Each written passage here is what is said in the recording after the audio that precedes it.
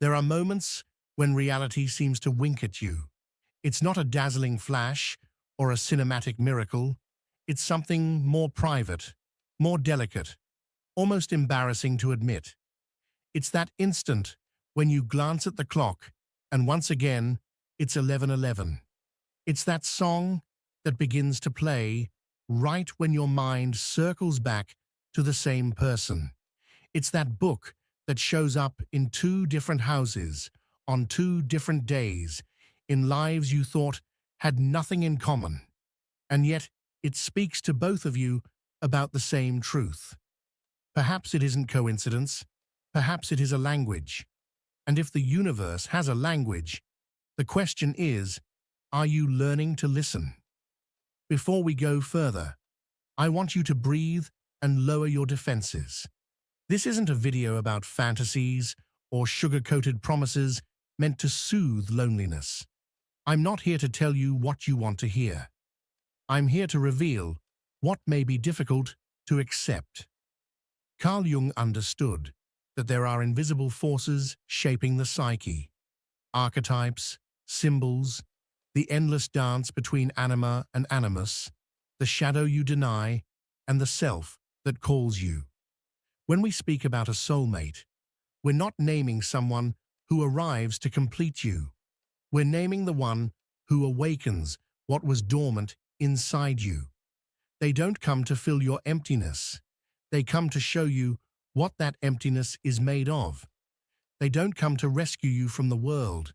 They come to walk with you, hand in hand, toward your own center, the place where the real decision of who you are takes form. If these words are resonating in the deepest part of you, stay with me, because what follows may change how you understand yourself. Picture this: a dimly lit room, two chairs facing each other. You sit, and someone enters. Without a single word, the air thickens. There are no fireworks, no speeches, only an ancient vibration, as though the ground beneath your feet whispers a story you already knew. The body senses it before the mind. The skin recalls it before memory does. And yet, to avoid deceiving ourselves, to avoid confusing hunger with love or trauma with destiny, we need signs, real signs, signs that are not invented by desire, nor forced by anxiety. Today I want to share 5 of them, 5 signals from the universe and from your own unconscious that may indicate you have met your soulmate. Do not take them as dogma. Take them as keys. Your inner door will know what to do with them. The first sign is meaningful synchronicity. I don't mean trivial coincidences. I mean patterns that repeat in improbable ways and carry a personal weight within your story. Jung called it the principle of a causal connection. Outer events that weave into inner states so precisely that statistical probability alone cannot explain their symbolic accuracy. How does it feel? It feels like reality is exhaling at your rhythm. You think of this person, and suddenly, a message arrives without reason. You take a different street, and there it is, a mural echoing the intimate conversation you had the night before. You notice a sequence of numbers that has followed you since adolescence, and suddenly, it appears in their birth date, in an address, in a ticket stub. Yes, you can reduce all of it to confirmation bias. It is healthy that your critical mind wants to protect you. But there are moments, you know them, when the precision is almost insulting. It's not about the quantity of signs, it's about the quality of how they strike at the secret thread of your biography. Synchronicity speaks to you in your personal dialect. If as a child you hid smooth stones under your pillow, maybe today, every time the universe wants to touch your shoulder, smooth stones will appear where they shouldn't. If your father once read you poems at night, maybe the universe will search for you in verses, not in billboards. The point isn't to collect evidence. The point is to hear the orchestra where before you only heard noise. And here is a hint few will give you. Authentic synchronicity does not push you into impulsive action. It loosens anxiety and recenters you. If it accelerates you into compulsion, be careful. That is dopamine, not destiny. Stay with me, because the second sign does not occur outside, but in the shadows of your dreams, where no one pretends and everything speaks through symbols. The second sign is the archetypal eruption in dreams. Before meeting this person, or just after your first encounter, your dreams stop being odd anecdotes and start becoming scenes with mythical density. Perhaps you dream of a house you've never seen, but somehow know belongs to you. In it, there is a door that has always been locked. That night, when you think of them, the door cracks open and the hallway smells like rain. Perhaps you dream of water that no longer threatens but reflects, or bridges and trains that finally arrive at their destination instead of abandoning you halfway.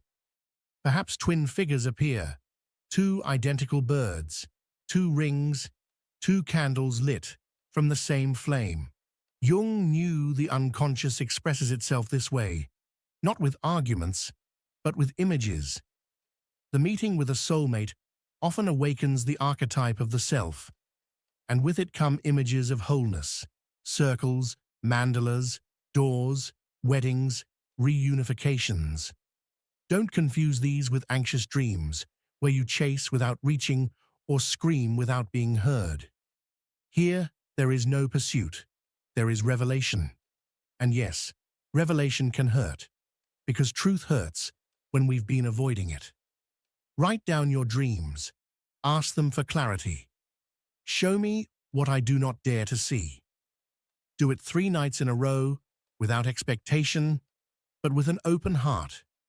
And observe if the symbols begin to cluster around the same center. Doors opening, storms fading, the appearance of a guide, an unknown elder, a silent animal who looks at you without fear and walks beside you toward the encounter.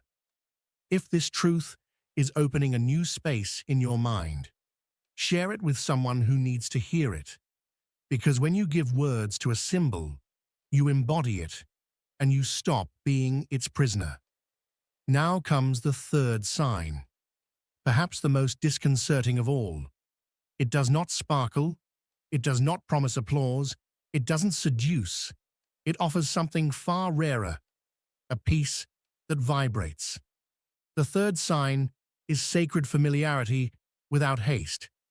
It's the sense that you have known them before knowing them, that what unfolds is not beginning, but returning. And it's not because you share hobbies or because you tick the same compatibility boxes. It is both biological and spiritual. Your breathing steadies when they are near. The unrest in your stomach softens. Conversation flows without fireworks. Silence ceases to be a threat and becomes a warm room you both enter barefoot. You don't want to impress, you want to understand. You don't want to possess, you want to witness. Time itself changes texture. It stops being a stopwatch and becomes kairos. Time with quality, where 10 minutes carry more weight than a week. This familiarity doesn't make you regress. It makes you more mature without stealing your innocence. Suddenly, small gestures gain dignity. You pour a glass of water, and that simple act holds a silent beauty. You walk together, and your steps fall into rhythm. This sign doesn't shout. That's why so many miss it, waiting for fireworks, forgetting that the night sky usually speaks in whispers. Those who rush miss the gold. Those who wait recognize it. And if you're still here, it means you are not like the others, and you're ready to go further. Because if it is your soulmate, they will not come to stroke your ego. They will come to touch your truth. And that inevitably awakens the fourth sign. The shadow emerges into the light, not to destroy you, but to be integrated. This part is less romantic and far more honest. This person touches your wounds. They reveal, without accusation, the places where you betrayed yourself. The mirror does not lie. If as a child you learn to stay silent, to avoid losing love, here you'll feel the urge to swallow your words again. If you learn to control in order not to feel powerless, here you'll see yourself wanting to pull the strings once more. The soulmate, paradoxically, awakens old monsters and at the same time offers the light to face them. This is not to be confused with a traumatic bond. Trauma brings manipulation, isolation, contraction of your dignity and your world. This is different. Here, there is discomfort with purpose, confrontation that uplifts you, difficult conversations that do not humiliate, but instead realign you from within. What makes it different? The presence of love as truth, not as manipulation or blackmail. In this kind of bond, when you make a mistake, you are not crushed or humiliated, but invited to repair what has been hurt. And when the other makes a mistake, you do not turn into an executioner. You ask for truth, but you also give containment. You open a space where honesty and tenderness coexist. When the shadow is integrated, you become both more humble and more powerful at the same time. You learn to say with maturity, "This hurt me, and I take responsibility for my pain. This hurt you, and I will take care of it."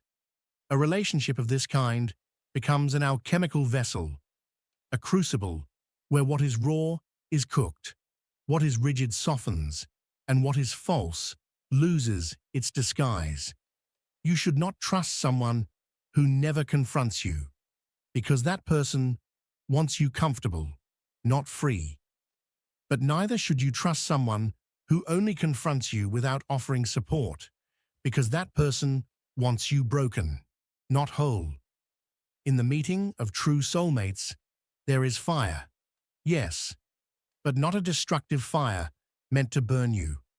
It is a fire that tempers you, that shapes you into something stronger and more authentic. If it hurts, and yet you keep growing, if conflict is not a spectacle, but a sacred opportunity to know one another, if after tears there is a new order that did not exist before, then you are witnessing the shadow turning into gold. And while you learn to hold that fire without escaping or numbing it, a fifth sign emerges silently. The way dawn appears without an announcement.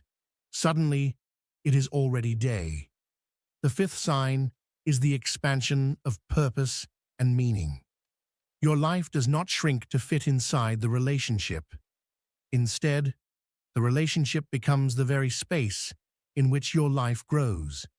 Pieces begin to fall into place that you could never have arranged by sheer willpower. Opportunities that once remained invisible now reveal themselves because you are finally in coherence. Projects that you kept postponing out of fear suddenly find their way forward. It is not that the other person is your sole motivation. It is that the truth you inhabit together opens doors your mask could never perceive. You must look closely at yourself and ask, does this relationship expand you, or does it contract you? Does it make you more honest, or simply more skilled at pretending? Does it invite you to serve something greater, or does it inflate your narcissism? When the bond is of the soul, your character is refined, not dissolved. Your boundaries become clearer, yet full of kindness. Your creativity awakens and renews itself. Even your health begins to respond. You sleep more peacefully. Your nervous system finds balance. Your body protests less. A secret compass begins to guide you both in the same direction. And this does not mean that individuality is lost. On the contrary, you are individuating. Individuation, as Carl Jung understood it, is the process of becoming more fully yourself without losing the bridge that connects you to others. The encounter with a soulmate does not rob you of that process.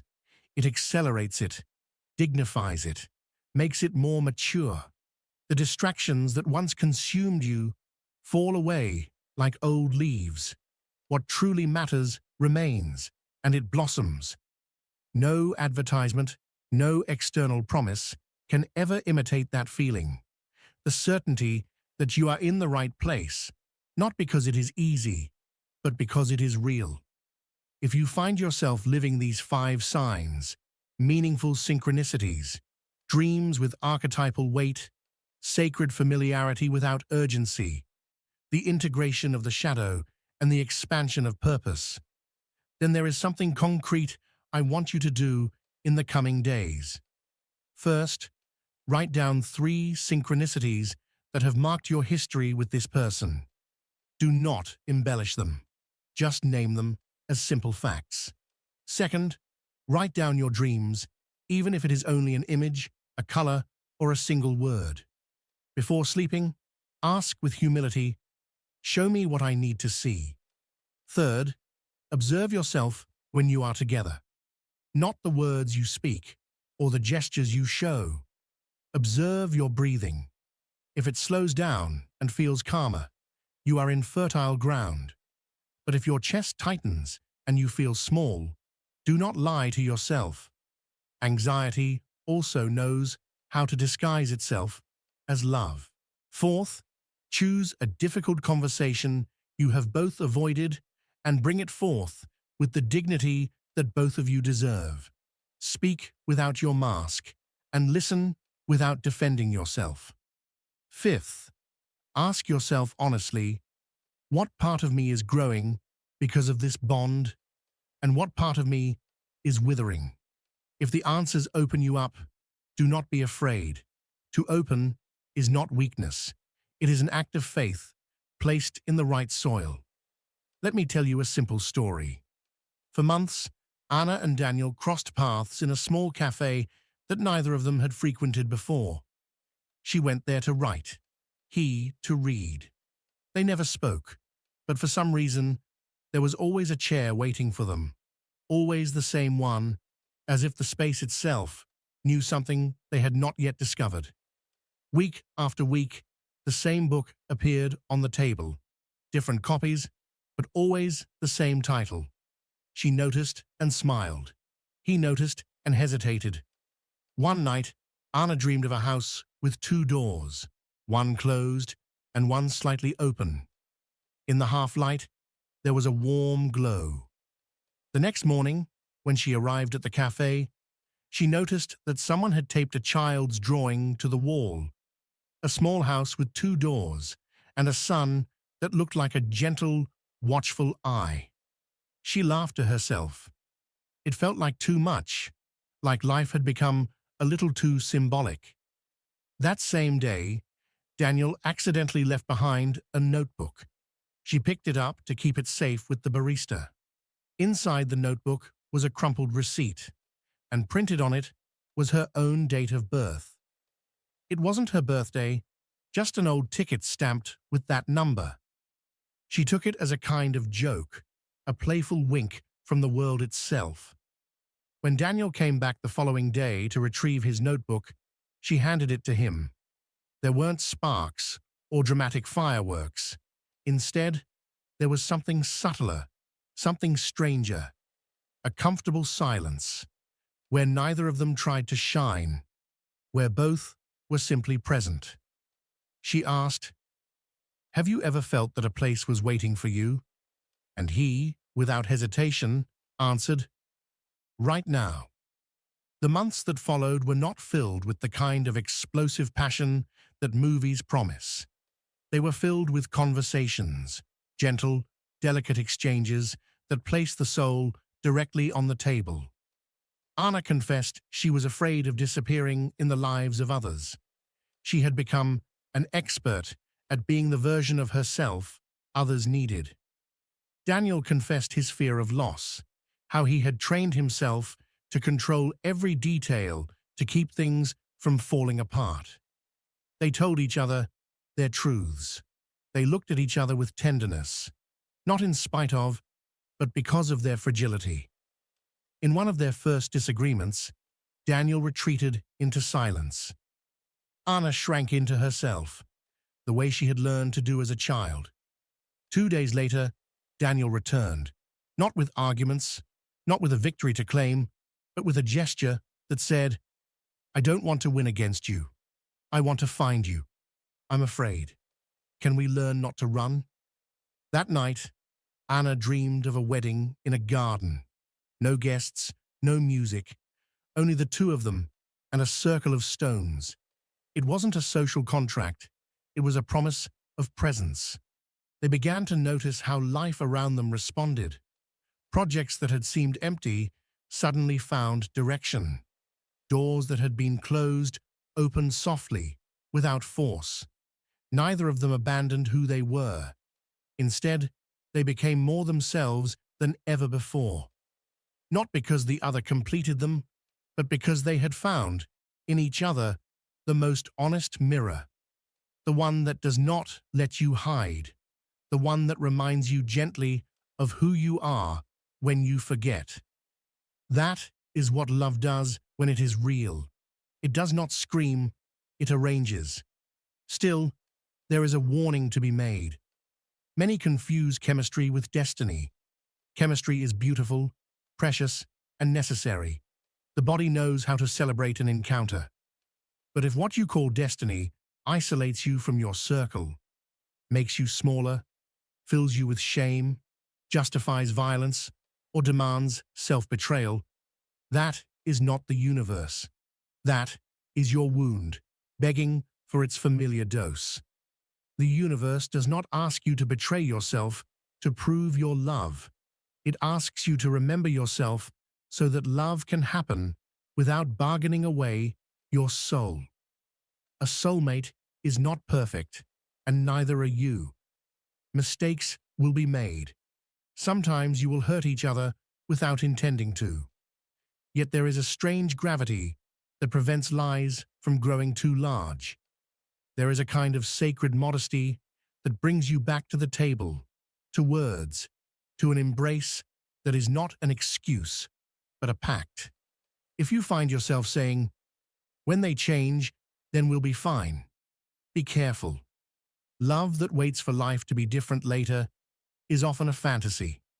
The love that rearranges life now, even if it moves it only a centimeter, that is the love with substance. You should also know that a soulmate does not always stay forever. This is an uncomfortable truth. Sometimes their role is simply to carry you from one room of your life to another, and when you arrive, their mission ends. That doesn't make the meeting false. It makes it sacred, because of what it leaves inside you. Don't confuse forever with for something. Sometimes the most loving gift two souls can give each other is the freedom to continue on separate paths, honoring what they learned together. You'll recognize it because, even though it hurts, it doesn't destroy your dignity. Even a goodbye can be beautiful. And yet, when the universe truly wants two souls to keep walking side by side, life finds a way. Not through your plans, but through mysterious alignments you could never design. So don't force it. Don't chase. Don't hide. Hold your truth. Hold your boundaries. Hold your tenderness. If it is meant, it will be, without tearing you away from yourself. So let's return to you, right here, in this moment. What is your body telling you? Does it expand? Does it contract? Where do you feel the signal? Place your hand over your chest and ask silently, does this make me more authentic? Don't go looking for loud answers. Truth shows up like a soft feeling, a small opening, almost imperceptible. Lies come dressed as brilliant speeches with a hollow echo at the end. If you sense hollowness, step back. If you sense home, even if you're afraid, move forward. There's something beautiful about signs. They don't need anyone else's approval. They're yours. They might make you laugh when you try to explain them aloud. They might sound unscientific to someone who demands numbers for everything. Don't argue. You don't need to convince anyone. What you need is to live up to what your bones already know. If synchronicity brought you here, if your dreams whispered to you, if you found that calm familiarity without rushing, if you faced your shadow with courage, if your purpose expanded, then make space in your life for what you asked for. The universe does not deliver gifts to houses already full of things we no longer are. Say goodbye to what has grown old. Make room for what is asking to enter. That, too, is love. People often ask, how do I know if someone is truly my soulmate and not just someone I deeply like? There are 3 filters that help. First, the unmasked gaze. With your soulmate, you can show the face you don't post, not the one you're proud of, but the one you're afraid others might see. Second, the daily choice. They don't choose you when it's easy. They choose you when time is tight, when pride gets in the way, when life complicates everything. Third, the beauty of the ordinary. With that person, small things turn into ceremonies. You don't live waiting for a grand trip. You turn the 8 a.m. coffee into a quiet ritual where both of you are seen. If this hasn't happened yet, it doesn't always mean no. It may just mean not yet. If at any point in this journey you have felt something stir in you, pause and hold that resonance. Don't dismiss it as just another nice thought. What resonates wants to become experience. Write down which of these signs has shown up most clearly for you, or what dream has left you reflecting. The community we are weaving here is not for casual curiosity. It is for souls willing to take their own depth seriously. If this truth is opening new space in your mind, share it with someone who needs to hear it. Not out of vanity, but because sometimes a single phrase at the right moment can redirect someone's life and save them in time. And if you feel this conversation is sharpening your intuition, commit to it. Subscribe not just to follow content, but to step into a path. The path of looking at your psyche with courage, of relating from presence and not from hunger, of becoming magnetic simply because you live in coherence. That is the deepest form of attraction, the attraction of a soul that knows itself and therefore pulls in what vibrates at the same frequency. Before we close, let me leave you with a small practice, a bridge. Tomorrow, when you open your eyes, don't touch your phone. Sit at the edge of your bed. Place your hand over your heart and ask the day, where do you want my attention? Then take a notebook and write down one intention in a single sentence that holds your truth and your tenderness. Something like, today, I will listen without building defenses. Today, I will speak what is difficult, but with gentleness. Today, I will choose calm over haste. That single phrase will tune the frequency of your perception. Synchronicities are not whims. They are responses to the right question. If you walk through life asking with your heart, life answers differently. And when it does, when the sign touches your shoulder, don't rush.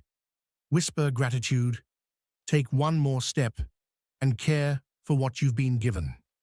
Let me tell you clearly, the universe does not send soulmates to entertain you.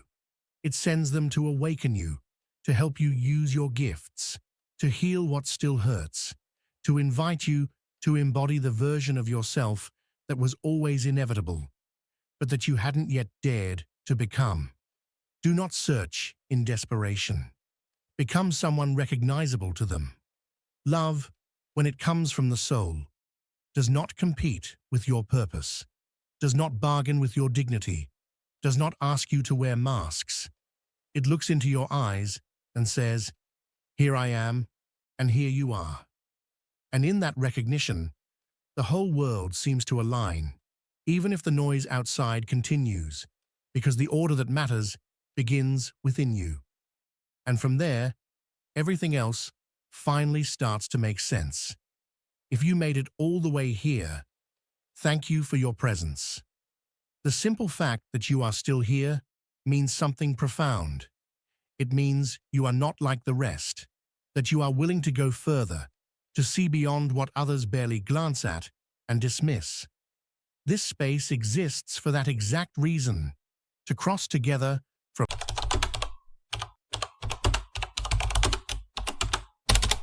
There are moments when reality seems to wink at you.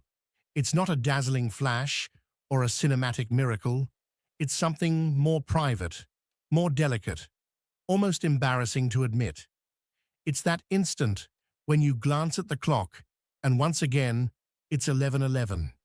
It's that song that begins to play right when your mind circles back to the same person. It's that book that shows up in two different houses, on two different days, in lives you thought had nothing in common. And yet, it speaks to both of you about the same truth. Perhaps it isn't coincidence, perhaps it is a language. And if the universe has a language, the question is, are you learning to listen? Before we go further, I want you to breathe and lower your defenses. This isn't a video about fantasies or sugar-coated promises meant to soothe loneliness. I'm not here to tell you what you want to hear. I'm here to reveal what may be difficult to accept. Carl Jung understood that there are invisible forces shaping the psyche. Archetypes, symbols, the endless dance between anima and animus, the shadow you deny, and the self that calls you. When we speak about a soulmate, we're not naming someone who arrives to complete you. We're naming the one who awakens what was dormant inside you.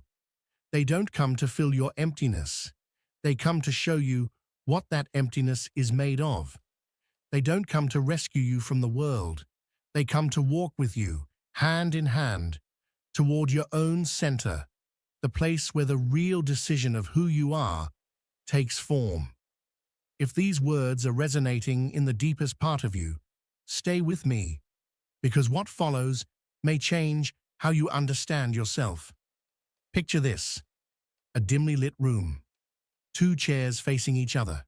You sit, and someone enters. Without a single word, the air thickens. There are no fireworks, no speeches, only an ancient vibration, as though the ground beneath your feet whispers a story you already knew. The body senses it before the mind. The skin recalls it before memory does.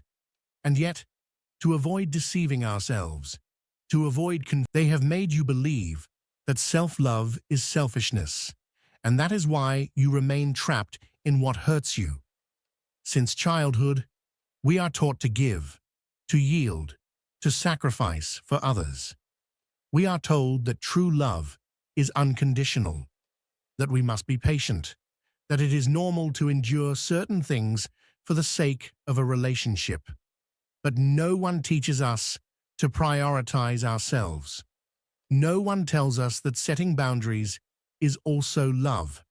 That is why many people end up trapped in relationships and situations that destroy them, believing it is their duty to stay, because at some point we learned that loving ourselves was selfish. If today you are still allowing emotional mistreatment, if you keep justifying someone's indifference, if you remain surrounded by people who make you feel small, it is not because you do not realize the harm they are doing to you. It is because you have not yet given yourself permission to choose yourself. The lack of self-love is not immediately noticeable. You do not wake up one day deciding to endure the intolerable. It all starts with small concessions, a hurtful comment you choose to ignore, a lack of respect you justify, a boundary you do not dare to set.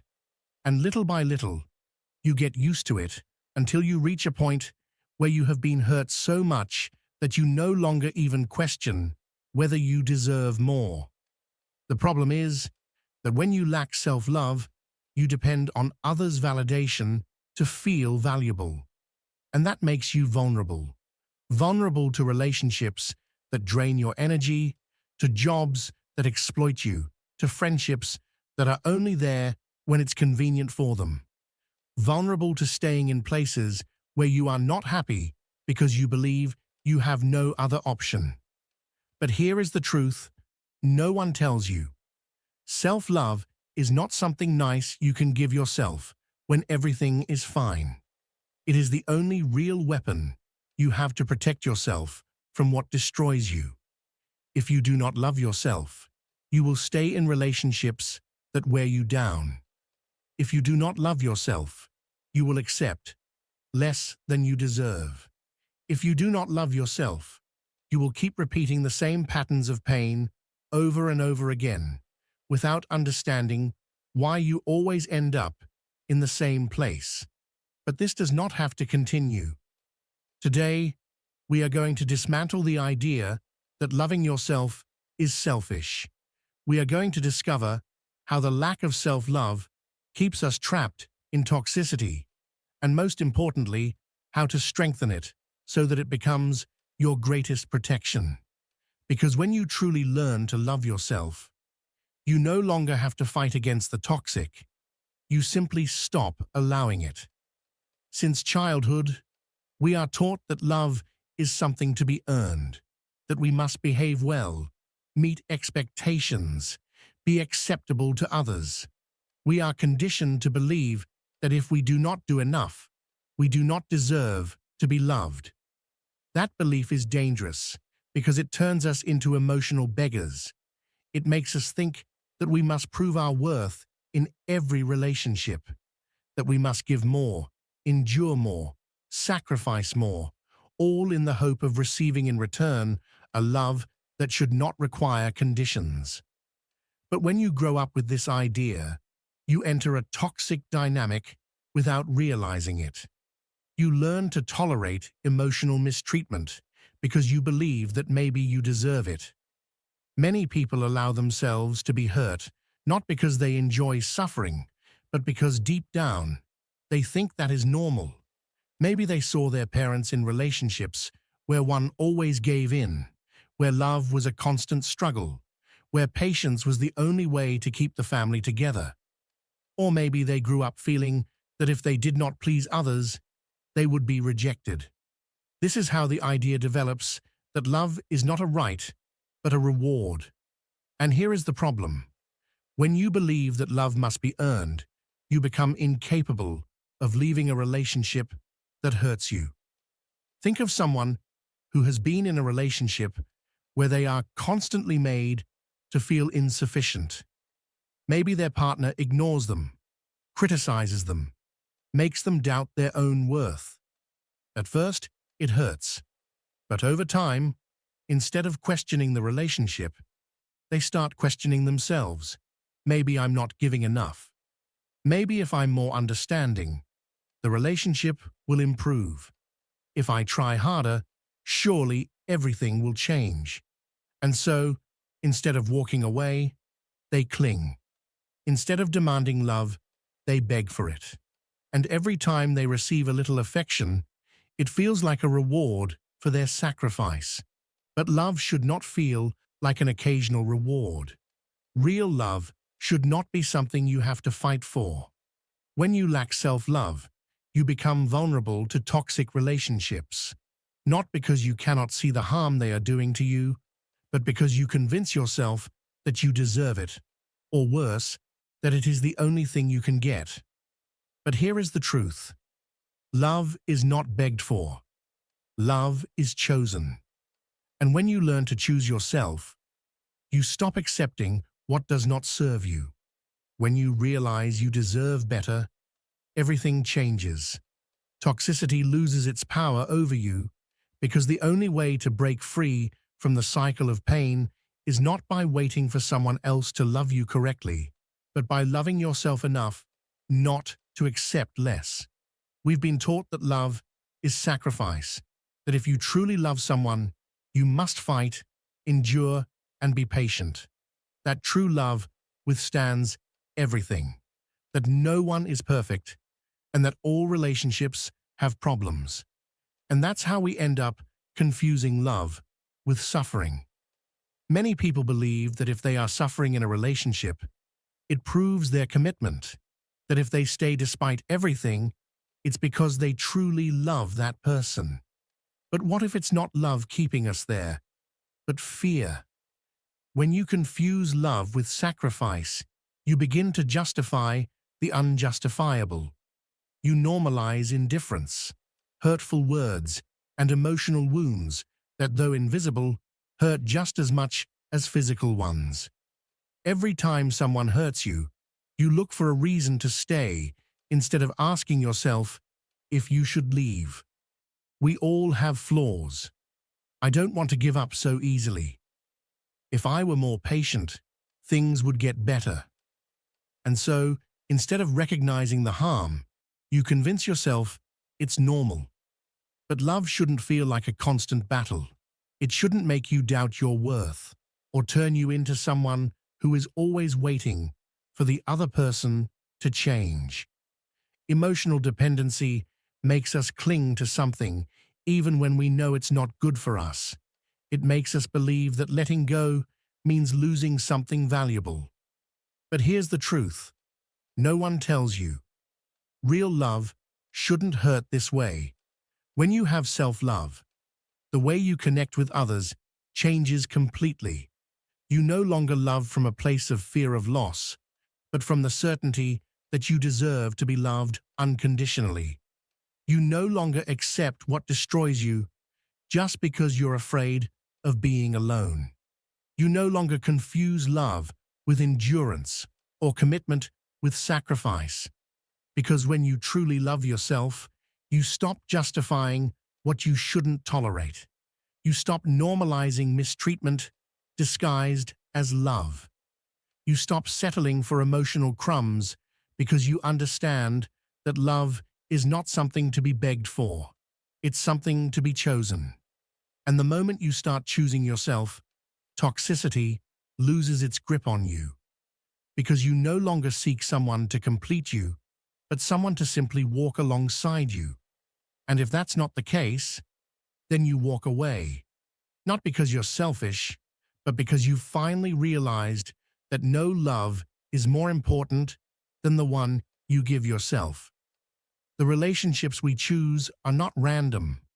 They reflect the relationship we have with ourselves. If deep down you feel you are not enough, you will attract people who confirm that. If you believe you have to work hard to be loved, you will find someone who only gives you love when you earn it. If you think love is painful, you will seek relationships where suffering is always present. We don't realize it, but we attract the love we believe we deserve. When you have low self-esteem, your relationships are built on inequality. You adapt to others instead of demanding reciprocity. You settle for inconsistent affection because you feel you can't ask for more. And little by little, you let others dictate your worth. Power dynamics in a relationship don't arise out of nowhere. They form when one person takes control and the other gives it away without realizing it. When one sets the rules and the other simply follows. When the fear of losing someone is greater than the desire to be treated with respect. If you constantly find yourself in relationships where you feel ignored, undervalued, or always in a role of sacrifice, it's not a coincidence. It's not bad luck. It's a reflection of how you see yourself. But here's the good news. Just as we attract what we think we deserve, we can change what we believe we deserve. To break this pattern, you need to ask yourself an uncomfortable question. What kind of love have I been allowing in my life? To answer it, Try this exercise. Think about your past and current relationships. How have those people treated you? Have they made you feel valued or insufficient? Have they respected you, or have you had to justify their actions? Now ask yourself, if someone you love were in a relationship like yours, would you tell them to stay or to leave? If your answer is that you'd tell them to leave, then the real question is, why do you keep allowing in your life what you would never want for someone else? The first step to attracting healthy love is understanding that you won't get something better until you believe you deserve it. If you keep accepting half-hearted relationships, you'll keep receiving half-hearted love. When you start seeing yourself differently, the relationships you choose change. You stop settling for whatever comes your way and start choosing with intention. You stop accepting anything just to avoid being alone. You stop begging for love because you understand that there is nothing about you that needs to be proven. The love you receive is a reflection of the love you give yourself. So if you want to attract something better, start by treating yourself better. The fear of loneliness is one of the most powerful traps that keep us stuck in toxic relationships. Not because we truly love the other person, but because the alternative, being alone, starting over, facing uncertainty, seems even more terrifying. But here's the truth. The fear of being alone doesn't protect you. It condemns you. When you fear loneliness, you accept less than you deserve. You tolerate disrespect, convincing yourself that nobody is perfect. You forgive the unforgivable just to avoid emptiness. You sacrifice your happiness for the comfort of not having to face life alone. And that's how you lose yourself. When you postpone your happiness to please others, the price is higher than you think. Every time you ignore your feelings, every time you convince yourself that this is the best I can have, every time you stay silent to avoid an argument, you pay with your peace of mind.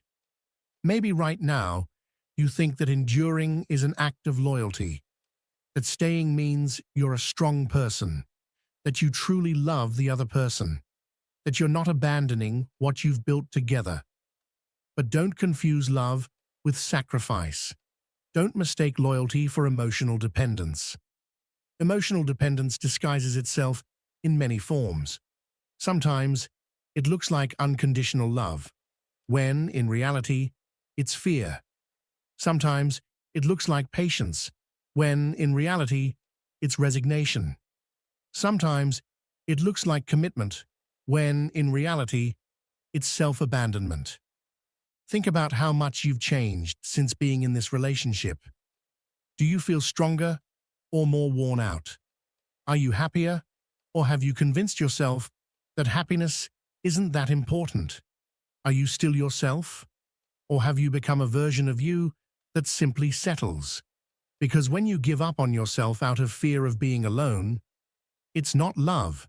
It's a slow way of disappearing. True self-love isn't just about appreciating yourself when everything is going well. It's about being able to look at yourself and say, I deserve more than this, even when the idea of letting go terrifies you. And here's the key. The loneliness you fear so much isn't real. It's just a shadow created by your fears. What's truly making you feel empty isn't the thought of being alone. It's being in a place where you're not happy, because the cost of not loving yourself is high. The longer you spend ignoring your own worth, the harder it becomes to remember who you really are. Self-love isn't just a nice idea we should repeat in front of the mirror. It's action. It's the way you choose to treat yourself every single day. And one of the most powerful ways to show your self-love is by learning to set boundaries. Because when you don't have boundaries, you give others control over your well-being. You allow them to cross the line, to take up your time, to play with your emotions, to take more than they give. And every time you let something hurt you slide, you send yourself a message. My needs don't matter that much. But here's the truth. Every time you say yes to something that harms you, you're saying no to yourself. Setting boundaries isn't selfish. It's a way to protect your peace of mind. It's the difference between living at the mercy of what others want and taking control of your own life. The problem is that we've been taught to feel guilty when we set boundaries. We've been told that if we say no, we're being cold, that if we demand respect, we're overreacting, that if we walk away from what hurts us, we're being selfish. But real selfishness is expecting someone to destroy themselves just so others can feel comfortable. So here's a practical method to start setting boundaries without guilt. Recognize what you're no longer willing to accept. If something makes you uncomfortable, hurts you, or makes you feel small, it's a sign that you need a boundary there. Listen to your discomfort. It's your intuition telling you something isn't right. Start small. You don't have to change everything overnight. Begin by practicing saying no in everyday situations. You don't need to explain or justify yourself. Simply say, I don't want to do this. Repeat it without fear of how others react. You can't control how people respond when you start setting boundaries, but you can control how firmly you stand by them. You don't need others to approve. You just need to respect them yourself. Remember, boundaries push the wrong people away and strengthen the right relationships. If someone can't accept your boundaries, then they were never in your life for who you are, but for what they could get from you. Setting boundaries is an act of self-love. It's proving to yourself that you deserve respect, that your well-being matters, and that you don't have to keep tolerating what destroys you just to avoid making others uncomfortable. Because self-love isn't just about saying yes to everything good. It's about having the courage to say no to what doesn't serve you. Building a new identity isn't just about changing habits or improving self-esteem. It's about reprogramming yourself from within. It's about no longer being the person who tolerated toxicity and becoming someone who refuses to accept anything less than what they deserve.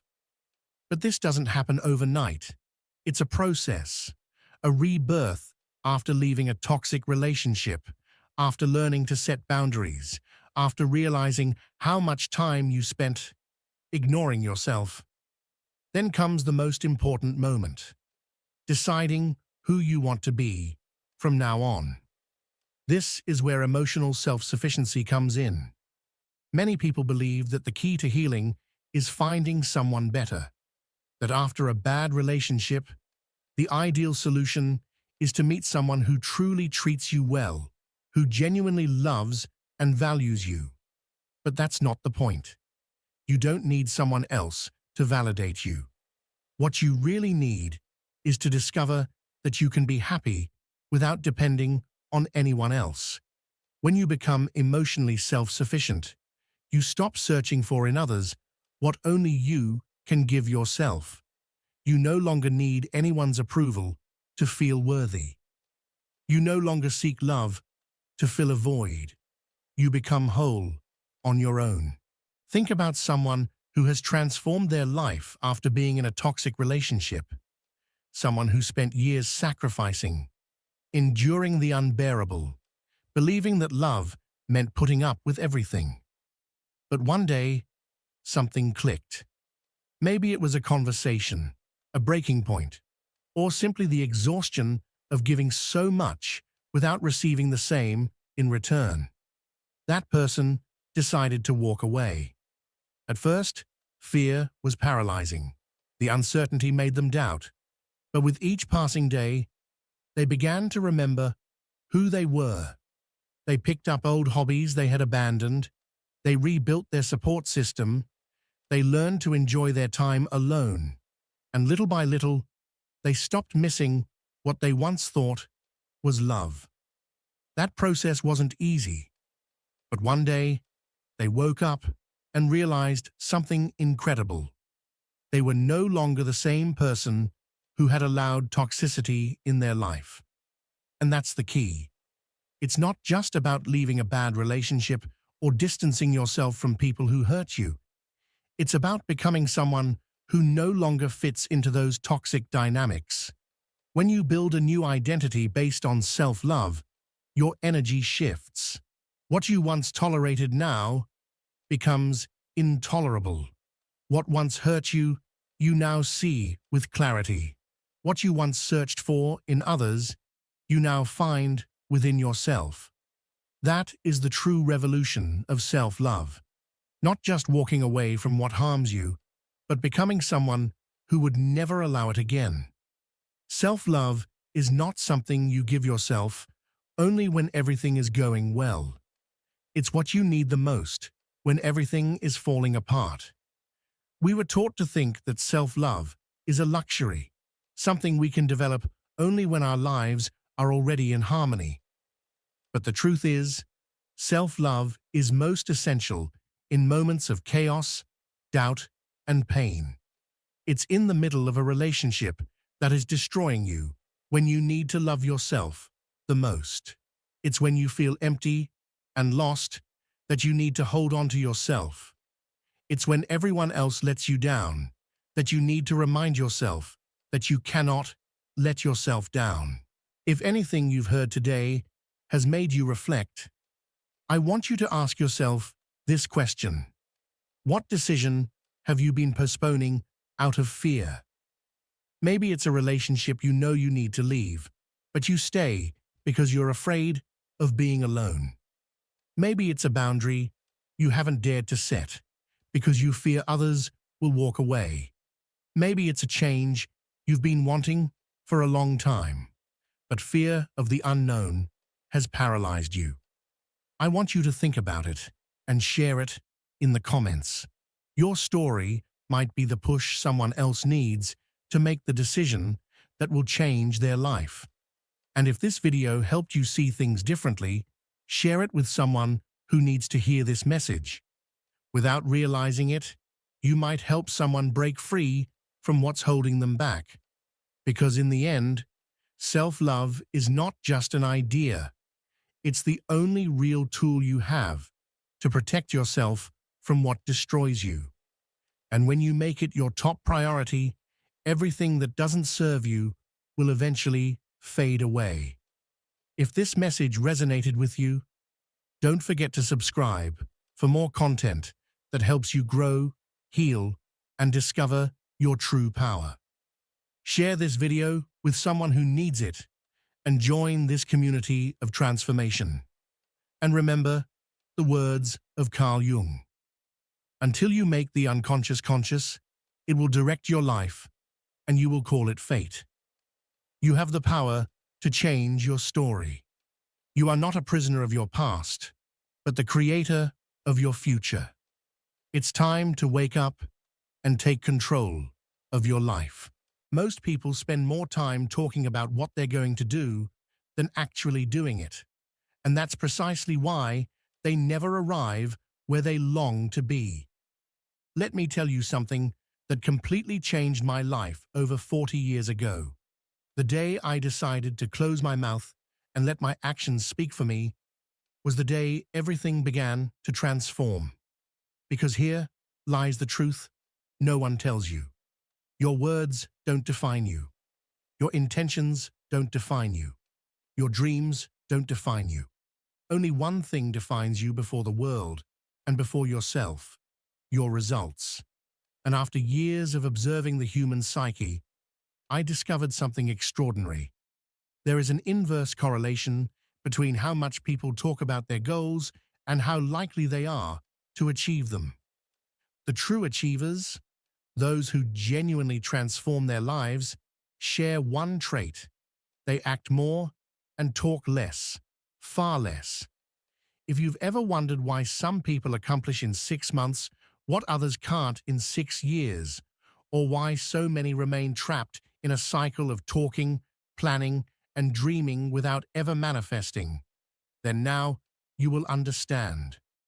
What I'm about to reveal is not theory. It's the result of decades studying the relationship between consciousness, will, and success. When I was 25, I was financially broken. I lived in a small apartment, slept on the floor, washed my dishes in the bathroom sink because I had no kitchen. And like many in that situation, I spent hours talking with friends about all the wonderful things I was going to do. I was going to build a business, travel the world, become rich. My friends listened, nodded, and agreed that I had great plans, yet nothing changed. One day, I met an older man who had built several successful enterprises. I told him all my brilliant ideas, all my dreams. He listened in silence, then said something I never forgot. "Stop telling me what you're going to do.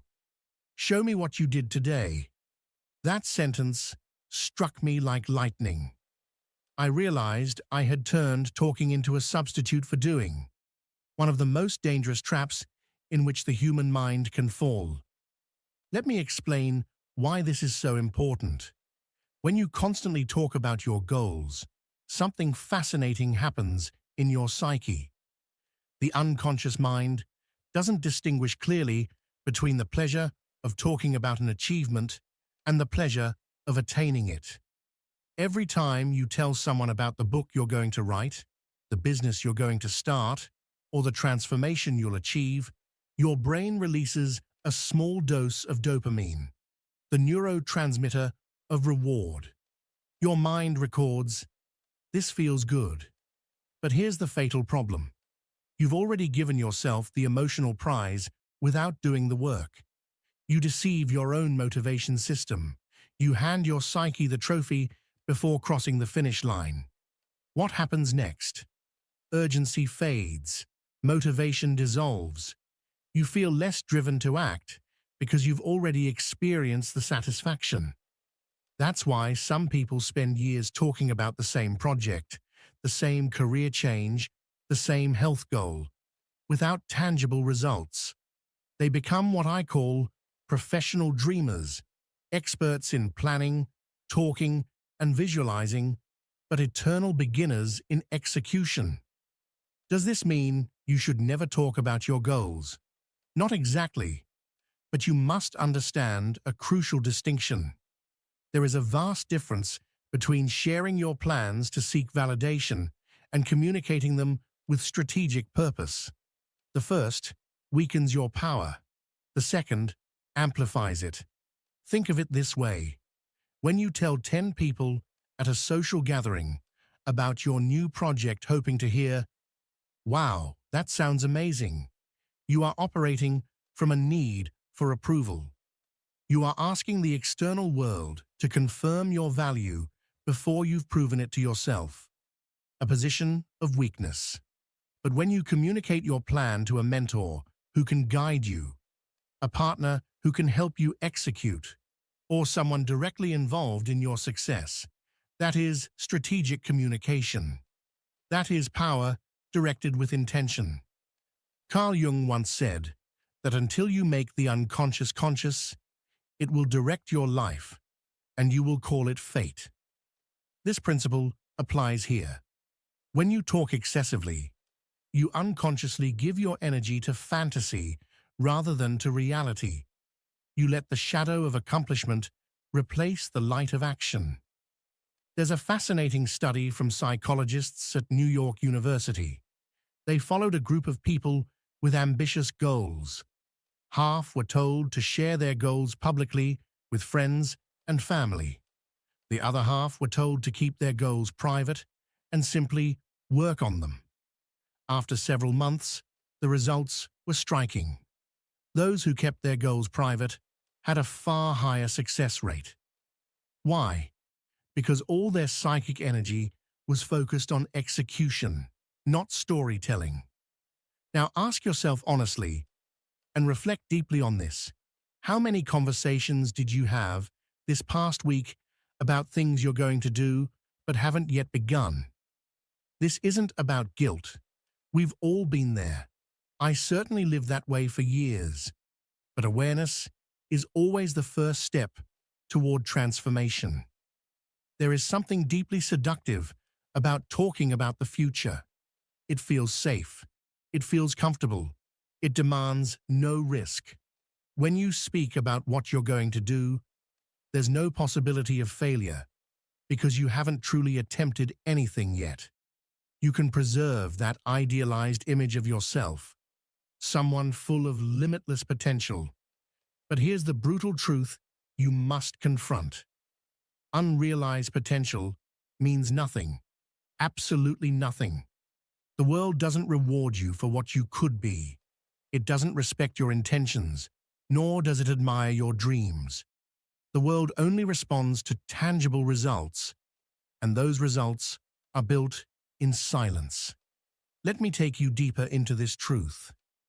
Carl Jung taught that true creation is born not in noise or recognition, but in the quiet labor of the unconscious mind. Success is loud, but the work that leads to success is silent, profoundly silent. When I was building my first company, I arrived at the office at 6 in the morning. No one knew. I worked until 9 at night. No one saw. I read business books every weekend. No one noticed. I called potential clients who rejected me again and again. No one celebrated. Yet every invisible action was shaping something within me, just like a sculptor working marble stroke after stroke with no visible progress for weeks. Then suddenly, the form begins to emerge. The masterpiece takes shape, and people say, "Wow, what talent, what luck." But they don't see the thousands of invisible hours that came before. This is one of the most profound laws I've discovered in my life, what Jung would call the law of inner accumulation. Small, consistent efforts performed day after day in silence crystallize into extraordinary results. Yet most people never experience the power of this law because they interrupt the process. They start something, talk about it, seek premature recognition, and when they don't receive it, or when things get difficult, they give up and move to the next idea, another fantasy to talk about, but never live. Have you ever noticed how true masters of any craft speak very little about what they're doing? The writer doesn't talk about the novel. He simply writes for 5 hours a day. The athlete doesn't post every training session. He simply trains. The successful entrepreneur doesn't announce every new project. He just executes, tests, adjusts, and moves forward. And then when something real has been built, when there are undeniable results, that's when the world finds out. Now, I want to share a method that completely transformed my approach, one deeply aligned with Jung's teachings about the power of silence and focus. I call it the silent incubation period. Here's how it works. When you have a new goal, a new project, or a new vision for your life, you commit to working on it in complete silence for the first 90 days. 90 days of absolute focus. No social media posts, no casual conversations about it, no seeking validation from others, only execution. Why 90 days? Because that's about the time required to build real momentum, to overcome initial resistance, to gather personal evidence that what you're doing is real, not just another fleeting idea. During those 90 days, all your emotional, mental, and physical energy is devoted to one thing: tangible results. You're not wasting energy explaining, defending, or justifying your vision. You're building it. And something remarkable happens when you operate this way. First, you remove social pressure. No one expects anything from you because no one knows what you're doing. There are no eyes watching, No voices questioning your progress. That freedom is priceless. It allows you to experiment, fail, adjust, and grow without an audience. Second, you develop what Jung would describe as confidence grounded in personal experience, self-trust born from inner evidence. Every day that you honor your commitment to yourself in private, your confidence expands. Not because someone praised you, but because deep within, you know you are doing the work. Now I want you to understand something fundamental about human nature. People in general are skeptical, and they have every reason to be. They've seen too many words without action, too many promises that never became reality. So when you show up talking about your great ideas without any previous evidence of achievement, the natural response is disbelief. Even if they don't say it to your face, in their minds, they're thinking, "We'll see if you actually do it." That skeptical energy acts like a slow leak in the tank of your motivation.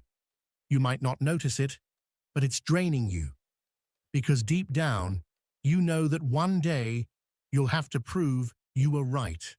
And that invisible pressure can paralyze you. But when you work in silence and appear with real results, the entire dynamic shifts. You're no longer asking people to believe in your promise. You're showing them your reality. And when the evidence is visible, skepticism transforms into respect. Let me give you a real example. Years ago, a man came to one of my seminars. He was overweight, stuck in a job he despised, and his marriage was falling apart. He told me, "I'm going to completely change my life." I asked him, "What exactly are you going to do?" He listed it all: lose 20 kilograms, change careers, improve his relationship, and start a side business. I said, "Excellent. Now don't tell me anything else. Don't send me updates. Don't tell me about your progress. Just work, and in 6 months, show me what you've done." 6 months later, I received an email from him. But it wasn't a progress report, it was a photo. In that picture, he looked 30 pounds lighter, smiling with genuine joy. He told me he had quit his old job, started his own consulting business, and that his marriage was better than ever. He hadn't contacted me once during those 6 months. Why? Because all his focus was on doing, not reporting. That's the difference between those who talk and those who act. Talkers need a constant audience. Doers only need clarity of purpose and daily discipline. Now let's address something important. You might be thinking, "But what's wrong with sharing my dreams? Isn't support important?" It's a fair question, and my answer is this. There's a huge difference between seeking genuine support and seeking premature applause. Genuine support comes from people truly committed to your growth. Those who will ask the hard questions, hold you accountable, and tell you the truth even when it hurts. Those people are rare, very rare. And yes, it's worth sharing your vision with them. But premature applause comes from people who tell you you're amazing without being part of your journey. Those are empty words. They feel good in the moment, but they add no real value. The danger is that you can become addicted to that empty validation. You might start chasing the feeling of being seen as someone with great plans instead of chasing the actual result. I've seen this destroy entire careers, talented people who became experts at performing inspiration, posting motivational quotes, sharing their journey, but who never actually arrived anywhere meaningful. They became so skilled at appearing aspirational that they forgot the real goal was to become, not to seem. And here's another uncomfortable truth. The more you talk, the more exposed you are to the poison of negative opinion. Not everyone wants to see you succeed. I know it sounds harsh, but it's real. Some people, even those close to you, feel threatened by your growth. Your progress reminds them of their own stagnation. So, consciously or not, they'll plant doubt. They'll tell you why your idea won't work, remind you of your past failures, warn you of every possible risk. And if you're not careful, those voices will find their way into your mind. You'll start to doubt yourself. Uncertainty will creep in. And before you even realize it, you'll rationalize quitting before you've truly begun. That's why silence is protection. When you work in silence, you build within a sacred space that no one can contaminate with their fears, skepticism, or projected insecurities. You create something pure, something that grows away from judgment, noise, and distraction. And when it's ready, it speaks for itself. Now let's talk about something absolutely fundamental: the relationship between your words and your identity. Every time you say, "I'm going to do X," you're making a promise. And when that promise is broken, something within you fractures. Your word loses its power, not just in the eyes of others, but far more critically, in your own. Over time, if you develop the habit of saying things you don't follow through on, your unconscious begins to learn a dangerous lesson. When I say I'll do something, it doesn't actually mean anything. It becomes just empty noise. That, as Carl Jung would say, is the slow death of the self's integrity. The moment your inner world stops trusting its own voice. Genuine self-confidence does not arise from positive affirmations or imagined success. It comes from honoring the commitments you make to yourself. Each time you declare an intention and fulfill it, you make a deposit into your inner bank of trust. Each time you break that intention, you make a withdrawal. And when those withdrawals outweigh the deposits, you enter a state of emotional bankruptcy. That's why one of the most transformative practices you can embrace is this: drastically reduce the number of promises you make and dramatically increase the number of promises you keep. Speak less, act more, far more. When your actions consistently match your words, your speech gains an invisible weight. People begin to sense that when you say something, it carries truth. That kind of power cannot be bought. It can only be built. Carl Jung observed that authentic authority does not arise from titles or declarations, but from evidence. I call this the principle of evidence before affirmation. In essence, it means first create the proof, then make the claim. Build the successful business, then call yourself an entrepreneur. Write the book, then call yourself an author. Transform your body, then speak of discipline. Achieve mastery, then begin to teach. Notice how this runs contrary to how most people operate today. They first adopt the identity verbally, hoping that reality will eventually conform. They call themselves creators before they've created, writers before they've written, experts before they've lived the experience. And then they wonder why no one takes them seriously. The truth is, the labels you give yourself are hollow until your actions breathe life into them. The only titles that truly matter are those earned through consistent, observable results. And when you've earned them, you won't even need to announce them. Others will recognize them in your presence, in your silence, in your work. Trust that. Now let me touch on another dimension rarely discussed: the hidden cost of excessive speech.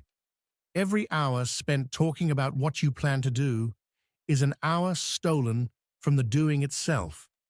It seems obvious, yet most people never make this connection. They spend hours in meetings, endlessly discussing ideas. They post on social media about their plans and philosophies. They talk to anyone who will listen about what's coming next. And by the time they finally sit down to work on what truly matters, they're drained. Not physically, but emotionally, because constant talking leaks energy. Every conversation where you explain, defend, or justify your vision consumes mental energy. And what most people fail to grasp is that mental energy is finite. You wake up each day with a limited supply. The question is, do you really want to spend it talking about your path or walking it? Let me share something personal. During the years I built my most successful ventures, I became almost reclusive in my approach. Not because I was antisocial, but because I understood that my peak hours of creativity and focus were sacred. I fiercely protected my mornings. I didn't schedule meetings before noon. I didn't answer phone calls. I didn't check emails. Every morning from 5 to 12, I devoted myself entirely to the highest value activities, the ones that truly moved my inner evolution forward. People thought it was strange.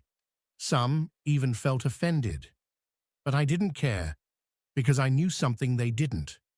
I was not competing against others, but against time, against mediocrity, against the version of myself that settled for less. In that silent race, every hour of deep, undisturbed focus was worth more than 10 hours of distracted, shallow effort. Carl Jung taught that what you resist in yourself persists, and I realized that every distraction was a form of resistance, a way of avoiding my true potential.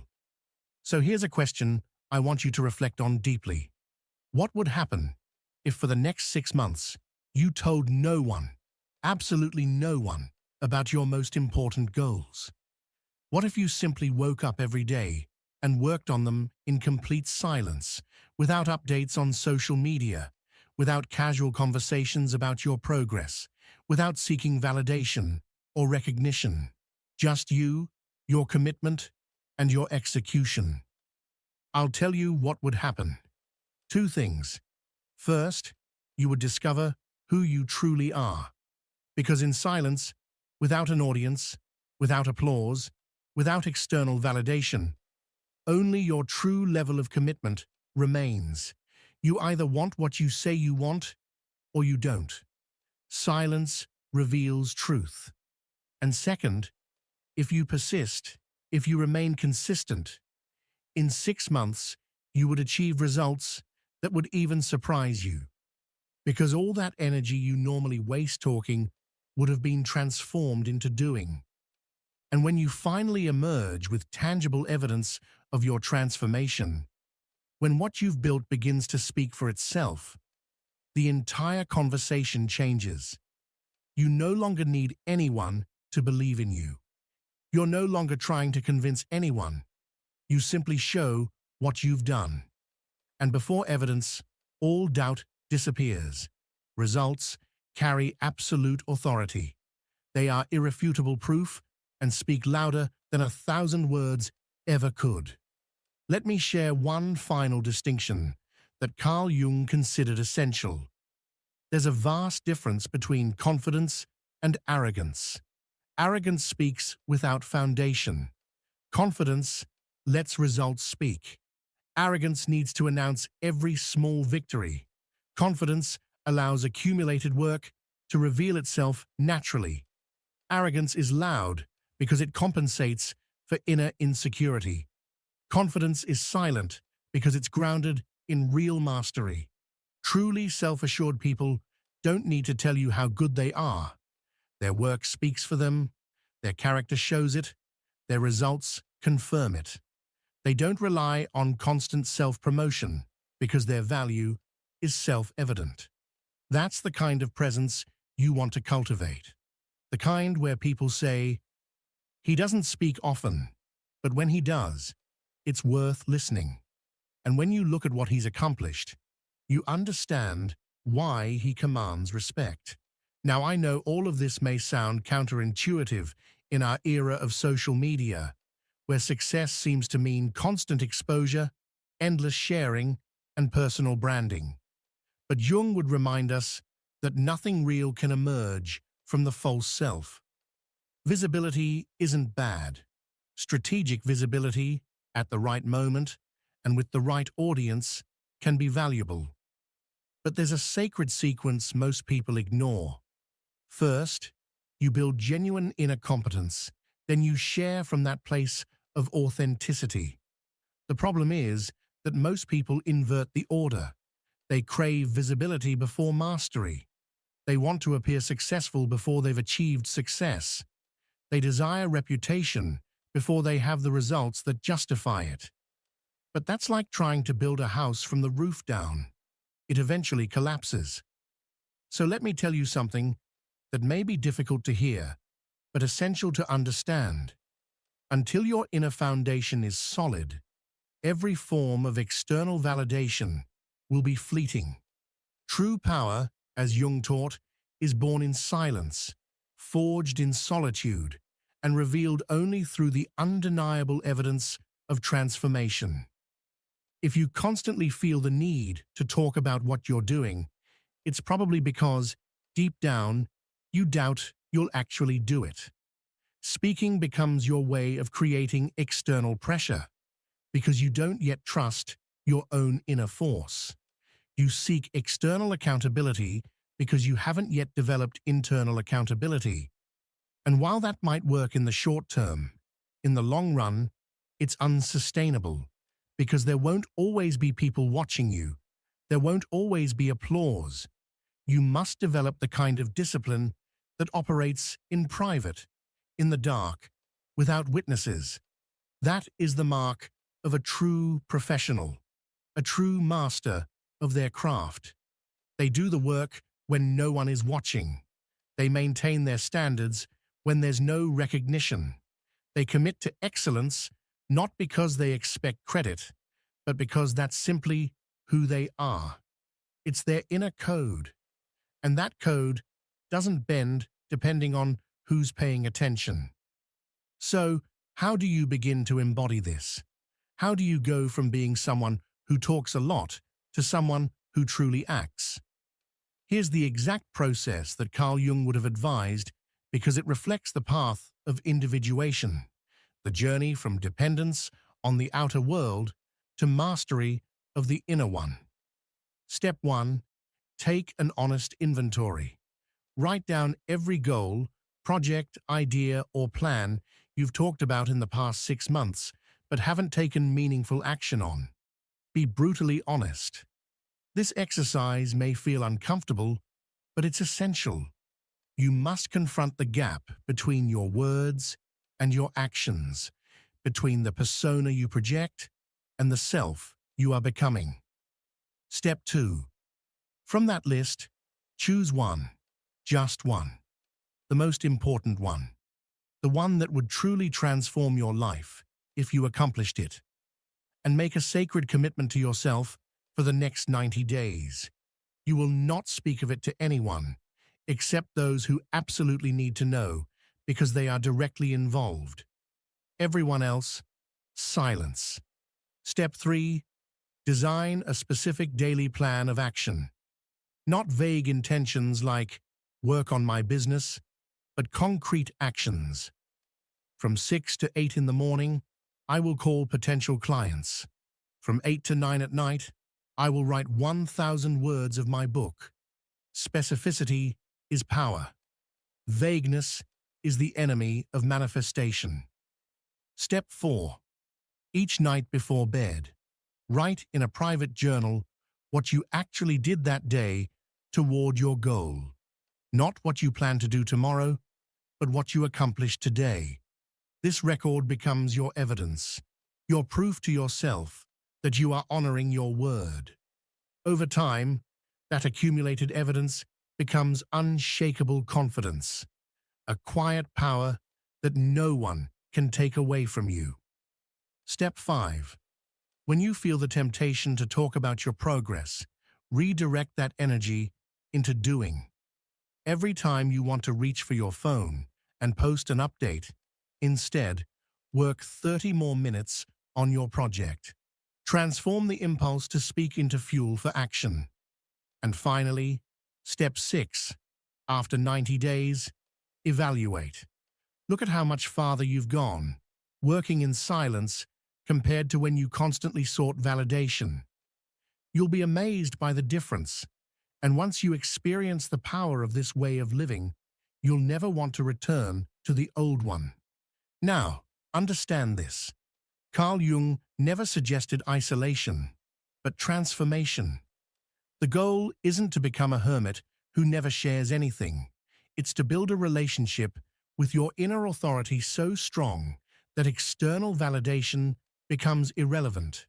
Because the moment your actions are guided by your own center, not by the eyes of others, that's when you begin to live from the self, not from the mask.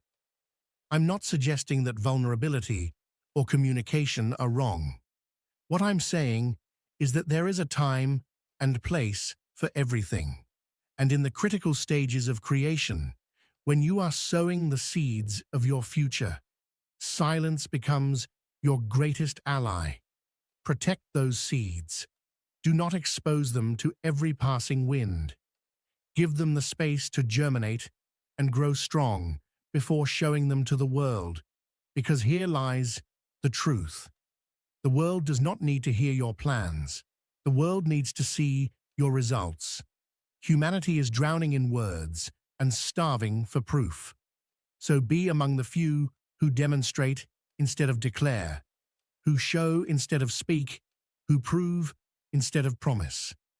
And this leads to the final point I want to leave you with today. Your life is not defined by what you say. It is defined by what you do. Every single day, through each action, you are writing your story and building your legacy. The real question is, what kind of story are you writing? One of empty words and broken promises, or one of productive silence and undeniable results? The choice is yours. It has always been yours. But let me tell you this, time will pass anyway. 6 months from now will come whether you are ready or not. A year from now will come too. And when that moment arrives, you will find yourself in one of two places. You will either be exactly where you are now, armed with new excuses for why things didn't work, trapped in the same cycle of talking much and doing little, or you will be somewhere entirely different, a place you created through silent commitment, consistent execution, and unwavering focus, a place where your results speak so loudly that your words become unnecessary. So if you truly wish to transform your life, begin today, not tomorrow. Close your mouth, open your calendar, schedule your work, and then disappear into your execution. Reappear only when you have something real to show, something tangible, something no one can deny because it exists. It's real, it's visible, it's undeniable. And if this message has brought you clarity, if it has moved something inside you, if you're ready to stop talking and start doing, make sure you subscribe and turn on notifications so you don't miss the content that could arrive at the exact moment you need it most in your journey. But more important than subscribing to this channel, subscribe to a new way of living. One where your actions precede your words, where your discipline speaks louder than your speeches, where your transformation becomes your greatest argument. Carl Jung taught that transformation happens not through intention, but through integration, through the alignment of thought, feeling, and action. The world is full of people who talk, overflowing with intentions, with plans, with promises, but very few truly act, few truly fulfill, few truly transform their lives, while others only dream of doing so. And those few, the silent creators, are the ones who eventually rise, the ones who build things that last, who leave legacies that matter, who live lives that inspire. You can be one of them. Everything you need already lives within you. You don't need more information, more motivation, or anyone's permission. You only need to decide, to make the conscious choice, to be silent, and let your results define you. Because at the end of the day, at the end of your life, no one will remember all the things you said you were going to do.